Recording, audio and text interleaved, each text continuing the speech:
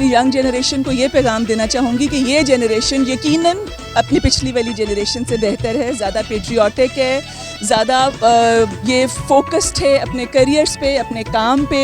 और goal oriented है। और मैं इनसे ये कहूँगी कि ये मुल्क जितनी मुश्किलों, जितनी कुर्बानियों से हमारे बुज़ुर्गों ने हासिल किया है, अब इसको संभालना और इसको तरक्की की राह पर लेकर जाना आपका काम है।